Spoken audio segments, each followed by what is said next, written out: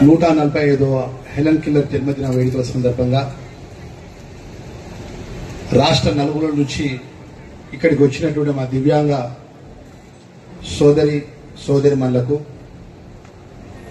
145వ Helen killer జన్మదిన సందర్భంగా ఆ శాఖ మంత్రిగా, మీ అన్నగా, మీ కుటుంబ సభ్యుడిగా, మీ లక్ష్మణ్ కుమార్గా, ఆ దివ్యాంగ శాఖ మంత్రివర్యుగా మనస్ఫూర్తిగా పేరు పేరున ప్రతి ఒక్కరికి నమస్కారాలు మనస్ఫూర్తిగా తెలియజేస్తున్నాను.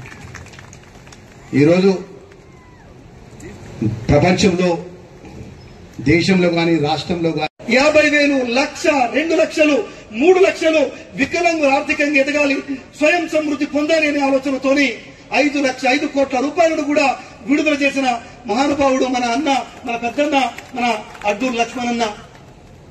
బడుగు బలైన వర్గాల నుంచి వచ్చిన వ్యక్తి, మన బాధలు తెలుసు.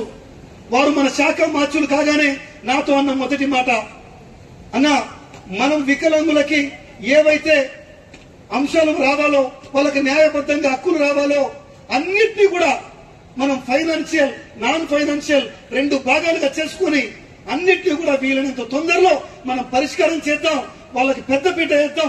ఇది వికలాంగుల స్వర్ణయుగం అని చెప్పిన మహానుభావుడు మన వికలాంగుల పెద్దన్న, మన అడ్డూరు లక్ష్మణ్ అన్న.